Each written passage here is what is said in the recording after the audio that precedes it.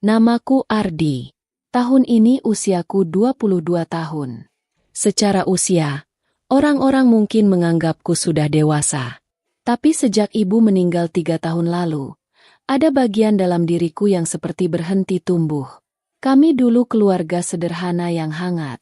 Ibu adalah pusat segalanya. Ia selalu bangun paling pagi, menyiapkan sarapan, menyetrika bajuku, bahkan masih mengingatkanku membawa payung saat langit mendung. Aku anak tunggal. Terlalu dimanjakan. Mungkin. Sampai suatu pagi, semuanya berubah. Ibu jatuh sakit. Cepat. Terlalu cepat. Dalam waktu 6 bulan, rumah yang dulu penuh tawa berubah menjadi rumah yang dipenuhi bau obat dan suara mesin oksigen. Dan ketika ibu benar-benar pergi, yang tersisa hanya kesunyian. Ayah berubah menjadi pribadi yang lebih pendiam. Ia lebih sering pulang larut, seolah tak sanggup menghadapi rumah yang terlalu banyak menyimpan kenangan. Setahun setelah ibu meninggal, ayah memperkenalkanku pada seorang perempuan. Namanya Rina. Ia seorang janda, usia 38 tahun. Katanya, suaminya meninggal karena kecelakaan kerja. Ia tidak punya anak. Pertama kali melihatnya, kesan yang kutangkap adalah tenang. Terlalu tenang. Wajahnya lembut, tutur katanya pelan, dan sorot matanya menyimpan sesuatu yang sulit kutebak. Aku tidak langsung menyukainya. Bukan karena ia jahat atau kasar. Justru sebaliknya. Ia terlalu baik, terlalu sopan, terlalu berusaha tidak mengganggu posisiku sebagai anak satu-satunya. 3 bulan setelah perkenalan itu, ayah menikahinya. Dan sejak saat itu, Rina resmi menjadi ibu tiriku. Awalnya aku menjaga jarak. Kupanggil ia, Bu Rina. Bukan, Ibu. Rasanya aneh menyebut orang lain dengan panggilan yang dulu hanya milik satu orang. Rumah kami tidak besar. 2 kamar di lantai atas, 1 kamar tamu di bawah, ruang keluarga, dapur kecil, dan teras yang menghadap jalan sempit. Rumah itu terasa semakin sunyi karena ayah sering dinas luar kota. Pekerjaannya menuntutnya pergi berhari-hari, bahkan berminggu-minggu. Dan setiap kali ayah pergi, hanya ada aku dan Rina di rumah. Hari-hari awal terasa canggung. Kami seperti 2 orang asing yang terpaksa berbagi atap. Ia memasak, aku makan. Ia membersihkan rumah, aku masuk kamar. Percakapan kami sekadar, "Sudah makan?" Atau, "Ayahmu telepon tadi." Namun, semakin waktu berjalan, aku mulai memperhatikan hal-hal kecil. Cara Rina mengikat rambutnya ketika memasak. Cara ia menggigit bibir saat berpikir. Cara ia tertawa kecil ketika menonton acara komedi di televisi. Hal-hal sederhana yang seharusnya biasa saja. Tapi entah mengapa, semuanya mulai terasa berbeda. Aku sering pulang lebih cepat dari kampus hanya untuk mendapati rumah dalam keadaan sepi. Kadang Rina sedang menyiram tanaman di depan. Kadang ia duduk di ruang tamu membaca buku. Kadang ia berdiri di dapur dengan cahaya matahari sore yang masuk dari jendela, membuat siluet tubuhnya tampak hangat dan lembut. Aku mulai merasa aneh. Awalnya kupikir itu hanya kekaguman biasa. Mungkin karena sudah lama rumah ini tidak memiliki sosok perempuan dewasa. Namun perasaan itu tumbuh perlahan. Aku mulai memperhatikan aroma parfumnya. Mulai menyadari detak jantungku berubah ketika ia berdiri terlalu dekat. Mulai merasa gelisah saat mendengar suaranya memanggil namaku. Setiap malam, ketika aku masuk kamar, pikiranku tidak lagi sepenuhnya tenang. Aku sering membandingkan perasaanku ini dengan rasa rindu pada ibu kandungku. Tapi keduanya berbeda. Sangat berbeda. Rina tidak pernah bersikap genit. Tidak pernah menunjukkan perhatian yang melampaui batas. Ia menjaga jarak. Bahkan terlalu menjaga. Tapi justru jarak itulah yang membuatku semakin penasaran. Suatu malam, ketika hujan turun deras dan ayah sedang dinas keluar kota, listrik sempat padam beberapa menit. Rina mengetuk pintu kamarku, meminta bantuan mencari lilin. Saat pintuku buka, Ia berdiri dengan rambut sedikit basah karena bocor dari atap teras. "Bisa bantu ibu sebentar?" katanya pelan. Kata, "Ibu." Itu terasa aneh di telingaku. Kami berjalan berdampingan menuju dapur. Dalam gelap dan cahaya ponsel yang redup, jarak di antara kami terasa begitu dekat. Aku bisa mendengar napasnya, bisa mencium aroma sabunnya. Dan saat itulah aku sadar, ada sesuatu yang salah dalam diriku. Sejak malam itu, aku sering terbangun di tengah malam dengan pikiran yang tak pantas. Aku mencoba mengalihkan diri dengan bermain game, belajar, atau keluar bersama teman. Tapi setiap kali pulang, rumah ini selalu membawa perasaan yang sama. Kesunyian. Dan di dalam kesunyian itu, hanya ada aku dan dia. Aku tahu ini salah. Sangat salah. Ia adalah istri ayahku. Perempuan yang seharusnya kuhormati sebagai orang tua. Tapi semakin kutekan perasaan itu, semakin kuat ia muncul. Aku mulai mengikuti akun media sosialnya secara diam-diam. Melihat foto-foto lama sebelum ia menikah dengan ayah. Foto ketika ia tersenyum lepas di pantai. Foto saat ia menghadiri pesta pernikahan temannya. Foto-foto yang memperlihatkan dirinya sebagai perempuan, bukan sebagai ibu tiriku. Dan disitulah semuanya mulai berubah. Aku tidak lagi melihatnya sebagai bagian dari keluarga. Aku mulai melihatnya sebagai perempuan. Setiap kali ayah pamit dinas, ada perasaan campur aduk dalam diriku. Di satu sisi, aku merasa bersalah karena menikmati waktu berdua di rumah dengannya. Di sisi lain, aku takut pada diriku sendiri. Aku takut suatu hari perasaanku akan terlihat. Takut tatapanku terlalu lama. Takut gerak-geriku terbaca. Takut ia menyadari apa yang sebenarnya kurasakan. Dan aku sama sekali tidak tahu bahwa ketakutanku itu akan segera menjadi kenyataan. Sejak malam listrik padam itu, aku tidak lagi bisa bersikap biasa. Aku mulai menghindari Rina di pagi hari, tapi justru mencarinya di malam hari. Ada dorongan aneh dalam diriku, rasa penasaran yang bercampur dengan kegelisahan. Ayah kembali dinas luar kota selama 10 hari. Seperti biasa, sebelum berangkat ia berpesan agar aku menjaga rumah dan membantu Rina jika ada apa-apa. "Ibu kamu sendirian di rumah. Jangan cuek terus," katanya. Aku hanya mengangguk. Kalimat itu justru membuat dadaku terasa berat. Malam ketiga ayah pergi. Hujan turun lagi. Kota kecil kami memang sering diguyur hujan akhir-akhir ini. Suara air menetes di atap menjadi latar sunyi yang tak pernah benar-benar hilang. Aku berada di kamar. Lampu menyala redup. Pintu tak kukunci. Entah sejak kapan, aku mulai membuka kembali media sosial Rina. Menggeser layar perlahan. Mengamati setiap foto. Ada satu foto yang membuatku berhenti cukup lama. Foto itu diambil sebelum ia menikah dengan ayah. Ia mengenakan gaun biru sederhana, berdiri di tepi pantai.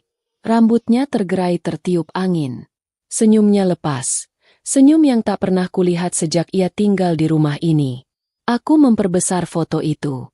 Jantungku berdetak lebih cepat. Aku tidak tahu apa yang sebenarnya ku cari. Validasi, pelarian, atau sekadar membenarkan perasaan yang seharusnya tidak ada? Tanganku bergetar ketika tanpa sadar aku membuka folder unduhan di ponsel. Foto-foto itu sudah kusimpan diam-diam beberapa hari lalu. Dan di saat itulah semuanya berubah. Tiba-tiba terdengar suara langkah kaki di lorong. Pelan. Mendekat. Aku terlalu larut dalam pikiranku hingga tak menyadari pintu kamarku sedikit terbuka. "Ardi!" Suara itu membuat seluruh tubuhku membeku. Refleks aku menoleh. Rina berdiri di ambang pintu. Cahaya dari lorong menerangi setengah wajahnya. Tangannya memegang gelas air. Matanya langsung tertuju pada layar ponselku. Aku terlambat menutupnya. Tatapan kami bertemu. Waktu terasa berhenti. "Apa yang kamu lakukan?" Suaranya pelan, tapi jelas bergetar. Aku tak bisa menjawab. Tenggorokanku kering. Ia melangkah masuk satu langkah. Matanya masih tertuju pada layar yang belum sepenuhnya mati. Kenapa foto itu ada di ponselmu? Aku panik. Jantungku seperti ingin meloncat keluar. Itu cuma. Ucapanku terputus. Tanganku gemetar saat mencoba menjelaskan. Tapi tak ada kalimat yang terdengar masuk akal. Rina menatapku lama. Bukan marah. Bukan berteriak. Tapi kecewa. Dan justru itu yang lebih menyakitkan. Kamu melihatku seperti apa, Ardi? Tanyanya lirih. Pertanyaan itu menusuk. Aku menunduk. Untuk pertama kalinya aku benar-benar merasa telanjang. Bukan secara fisik, tapi secara batin. Semua yang selama ini kusembunyikan, terbaca jelas di wajahku. Aku tidak bermaksud buruk, kataku akhirnya. Meski aku tahu itu terdengar lemah. Ia menarik napas dalam. Ini tidak pantas. Kalimat itu seperti palu yang menghantam kepalaku. Ia bukan hanya berbicara tentang foto itu. Ia berbicara tentang semua tatapan yang mungkin selama ini ia rasakan. Tentang jarak yang mulai berubah. Tentang ketegangan yang diam-diam tumbuh. Rina memalingkan wajahnya. Ayahmu percaya padaku. Dia percaya kamu anak yang baik. Nama ayah disebut. Dan rasa bersalahku berlipat ganda. Aku berdiri dari tempat tidur. Jarak kami kini hanya 2 langkah. Aku cuma kesepian, kataku pelan. Entah kenapa itu yang keluar. Mungkin karena itu satu-satunya kejujuran yang kupunya. Rina terdiam. Aku bisa melihat matanya sedikit berkaca-kaca. Tapi bukan karena tersentuh. Lebih karena terluka. Kesepian bukan alasan untuk melanggar batas. Ucapnya tegas. Meski suaranya masih lembut. Keheningan menyelimuti kamar. Hujan di luar semakin deras. Aku merasa seperti anak kecil yang tertangkap basah melakukan kesalahan besar.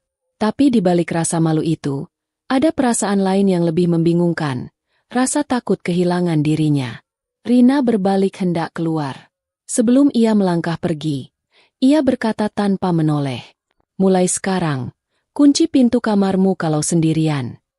Kalimat sederhana itu terdengar seperti garis batas yang digambar jelas di antara kami. Pintu tertutup. Aku terduduk lemas.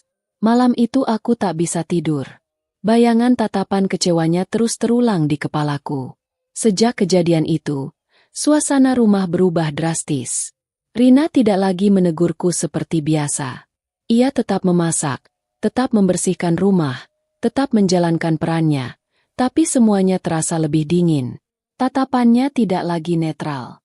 Kini ada jarak yang nyata. Setiap kali aku turun ke dapur, ia akan segera menyibukkan diri. Jika aku duduk di ruang tamu, ia memilih masuk kamar. Rumah yang sebelumnya sunyi kini terasa menekan. Aku ingin meminta maaf lagi, tapi tak tahu harus mulai dari mana. Aku ingin memperbaiki semuanya, tapi setiap kali melihatnya, aku justru semakin sadar bahwa perasaanku belum sepenuhnya hilang. Dan itu yang paling menakutkan. Karena konflik ini bukan hanya tentang ia memergokiku. Ini tentang sesuatu yang sudah tumbuh terlalu jauh di dalam diriku. Dan aku tidak tahu apakah aku cukup kuat untuk menghentikannya. Aku hanya tahu satu hal. Sejak malam itu, tidak ada lagi yang benar-benar sama di rumah ini. Dan aku merasa, ini baru permulaan dari sesuatu yang jauh lebih besar. Sejak malam ia memergokiku di kamar, rumah ini tidak lagi terasa seperti rumah. Ia terasa seperti ruang ujian. Setiap langkahku terasa diawasi. Meski Rina tak pernah benar-benar menatapku lama lagi. Justru itulah yang menyiksa. Ia terlalu menjaga jarak. Pagi hari berubah menjadi momen paling canggung. Jika dulu ia akan mengetuk pintuku untuk sarapan, kini ia hanya meninggalkan makanan di meja tanpa suara. Jika dulu ia sesekali bertanya tentang kuliahku, kini ia menjawab seperlunya. Oh, dingin. Dan aku tahu, itu salahku. Aku mencoba bersikap biasa. Sengaja pulang lebih malam agar tak terlalu sering bertemu. Tapi setiap kali aku membuka pintu rumah, aroma masakan dari dapur dan cahaya lampu ruang tengah selalu menyambut dengan cara yang sama, mengingatkanku bahwa ia masih ada di sana. Dan justru itu yang membuatku tak tenang. Suatu sore, hujan turun lebih deras dari biasanya. Langit gelap lebih cepat. Listrik kembali padam. Kali ini cukup lama. Aku turun ke bawah untuk mencari senter. Rina sudah lebih dulu berada di ruang tamu, menyalakan lilin di atas meja kecil. Cahaya api membuat bayangan wajahnya bergerak lembut di dinding. Kami hanya berjarak beberapa meter. Tapi rasanya seperti dipisahkan jurang. Ayah telepon tadi, katanya tanpa menatapku. Dia pulang 3 hari lagi. Aku mengangguk pelan. Keheningan kembali turun di antara kami. Hujan terdengar seperti suara statis yang memenuhi ruang. Aku tidak tahu kenapa, tapi mungkin karena gelap dan sunyi membuat pertahananku melemah. Aku duduk di kursi seberangnya. Bu. Suaraku terdengar asing di telingaku sendiri. Ia sedikit mengangkat wajahnya, tapi tetap menjaga jarak. Aku minta maaf soal malam itu. Kalimat itu sebenarnya sudah ingin kukatakan sejak lama, tapi selalu tertahan. Ia tak langsung menjawab. Aku tidak ingin rumah ini jadi tidak nyaman, lanjutku. Aku tidak ingin ibu merasa tidak aman. Kata itu berat keluar dari mulutku. Rina akhirnya menatapku. Tatapan itu berbeda dari sebelumnya. Tidak lagi sekadar kecewa. Ada sesuatu yang lebih rumit di sana. Ardi, katanya pelan. Yang membuat rumah ini tidak nyaman bukan hanya tindakanmu malam itu. Aku terdiam. Aku bisa merasakan perubahan itu bahkan sebelum aku memergokimu. Dadaku seperti ditarik. Tatapanmu. Caramu berdiri terlalu dekat. Cara kamu menghindar tapi sekaligus memperhatikan. Aku tak bisa menyangkal. Karena semuanya benar. Aku mencoba menganggap itu hanya perasaanku saja. Lanjutnya. Tapi malam itu memastikan semuanya. Hujan di luar semakin keras. Lilin di meja bergetar tertiup angin dari jendela yang sedikit terbuka. Aku tidak ingin kamu membenciku, ucapku lirih. Rina menghela napas panjang. Aku tidak membencimu. Aku khawatir. Khawatir. Kamu masih menyimpan luka kehilangan ibumu. Dan luka itu bisa berubah menjadi sesuatu yang salah kalau tidak kamu pahami. Kata-katanya membuatku terpukul. Selama ini aku selalu mengira perasaanku murni karena ketertarikan. Tapi mendengar itu, aku mulai ragu pada diriku sendiri. Tapi ini bukan cuma soal kehilangan. Suaraku mengecil. Rina langsung menangkap maksudku. Justru itu yang berbahaya, katanya tegas. Keheningan kembali turun. Kali ini lebih berat. Aku bisa merasakan emosi campur aduk dalam diriku. Malu, bingung, marah pada diri sendiri, dan entah kenapa, masih ada sisa perasaan yang belum sepenuhnya padam. 3 hari sebelum ayah pulang, ketegangan semakin terasa. Aku bermimpi tentang Rina 2 malam berturut-turut. Mimpi yang membuatku bangun dengan napas terengah dan rasa bersalah yang menyesakkan. Di siang hari, aku mencoba menjauh. Tapi semakin aku menjauh, semakin pikiranku kembali padanya. Suatu malam, ketika aku turun untuk mengambil air minum, aku mendapati Rina sedang duduk sendirian di dapur. Lampu sudah menyala kembali, tapi suasana tetap sunyi. Ia tampak lelah. Rambutnya terurai. Tangannya memijat pelipis. Entah dorongan apa yang membuatku mendekat. Ibu sakit? Tanyaku pelan. Ia menggeleng. Cuma pusing. Aku berdiri terlalu dekat lagi. Dan ia menyadarinya. Ia menoleh cepat. Tatapan kami kembali bertemu dalam jarak yang tak seharusnya. Untuk sepersekian detik, tak ada yang bergerak. Aku bisa mendengar napasku sendiri. Lalu ia mundur 1 langkah. Gerakan kecil itu terasa seperti tamparan. Ini yang aku maksud, katanya pelan. Aku tersadar. Tubuhku otomatis ikut mundur. Aku tidak bisa terus seperti ini. Lanjutnya, suaranya mulai bergetar. Aku tidak bisa setiap hari merasa harus waspada di rumahku sendiri.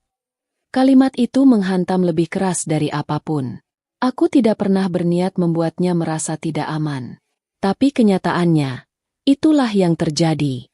Dan untuk pertama kalinya, aku benar-benar melihat dampak dari perasaanku. Bukan lagi sekadar gejolak batin remaja, tapi ancaman terhadap kehormatan dan kepercayaan keluarga kami. Aku akan menjauh, kataku cepat. Bukan menjauh dariku, jawabnya. Tapi kamu harus belajar mengendalikan dirimu. Matanya berkaca-kaca. Aku tidak ingin semua ini menghancurkan hubunganmu dengan ayahmu. Nama ayah kembali disebut.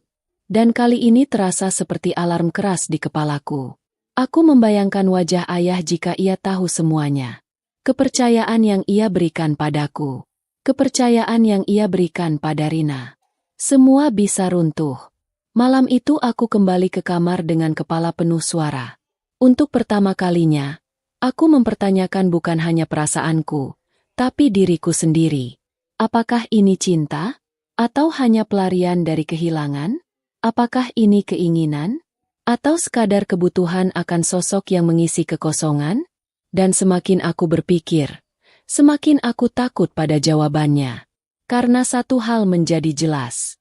Konflik ini tidak lagi hanya tentang rasa yang salah. Ini tentang batas yang terus diuji. Tentang kepercayaan yang berada di ujung tanduk. Tentang rumah yang perlahan berubah menjadi medan perang sunyi. Dan dengan ayah yang akan pulang 3 hari lagi. Aku tahu, sesuatu yang lebih besar sedang menunggu untuk meledak. Hari kepulangan ayah tiba lebih cepat dari yang kubayangkan.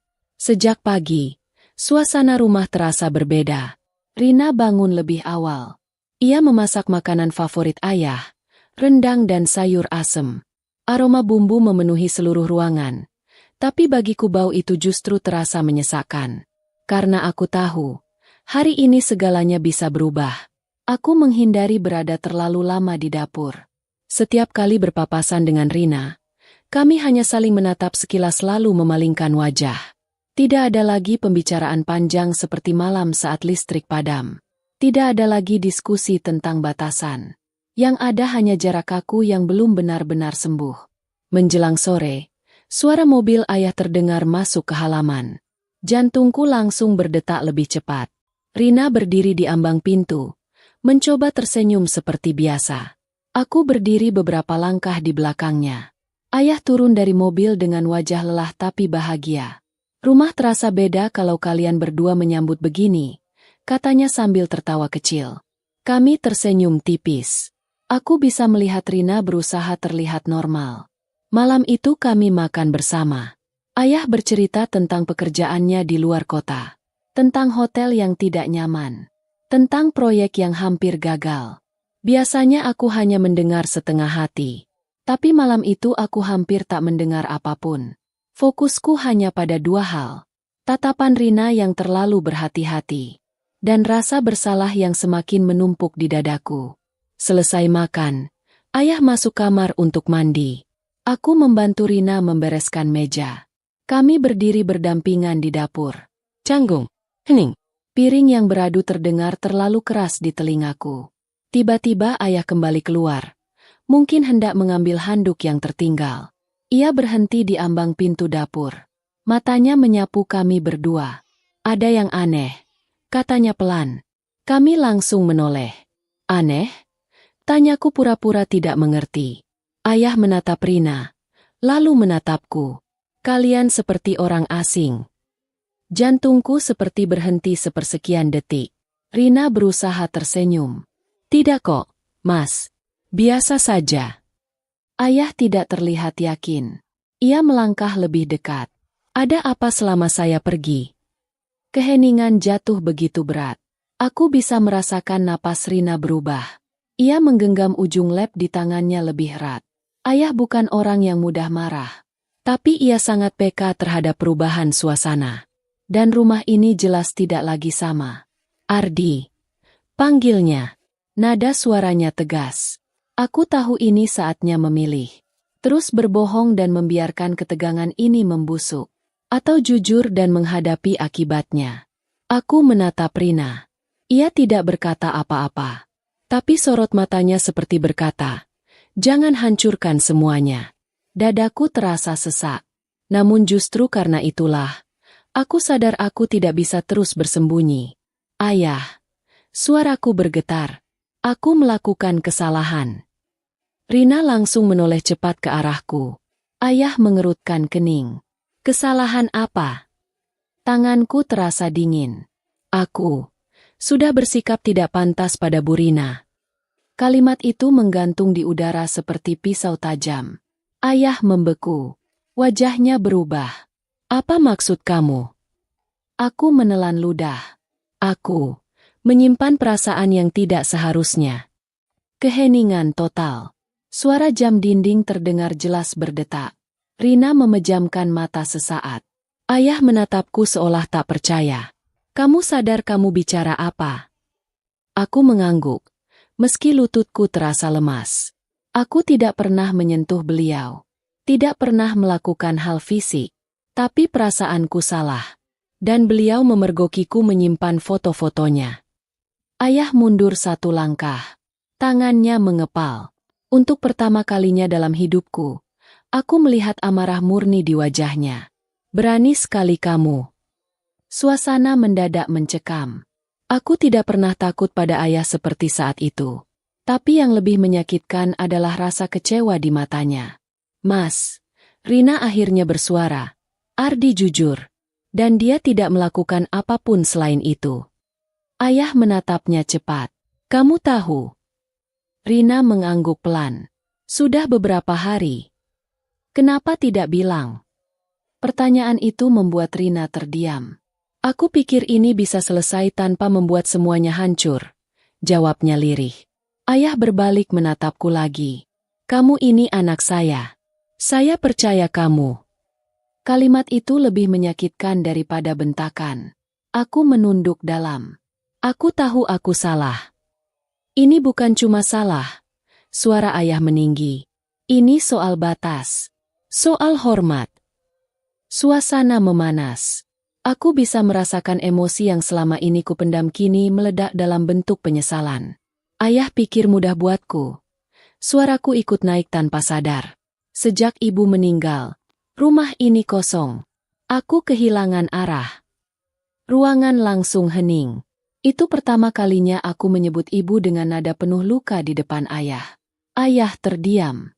Rina menatapku dengan mata berkaca-kaca. Dan kamu pikir menjadikan istri ayahmu pelarian itu solusi? Tanya ayah dengan suara lebih rendah, tapi jauh lebih tajam. Aku tak bisa menjawab, karena jawabannya jelas. Tidak. Air mata akhirnya jatuh tanpa bisa kutahan. Aku tidak tahu harus bagaimana, ucapku lirih. Ketegangan di ruangan itu seperti mencapai titik tertinggi. 3 orang berdiri dalam jarak yang dekat, tapi terasa sangat jauh. Ayah memejamkan mata, mencoba menenangkan diri. Rina berdiri kaku, seolah takut setiap kata berikutnya bisa menghancurkan rumah ini. Dan di titik itulah aku sadar. Inilah puncaknya. Kejujuran yang kupilih mungkin benar, tapi konsekuensinya bisa mengubah segalanya. Rumah ini tidak akan pernah sama lagi setelah malam ini. Dan keputusan ayah berikutnya akan menentukan masa depan kami semua.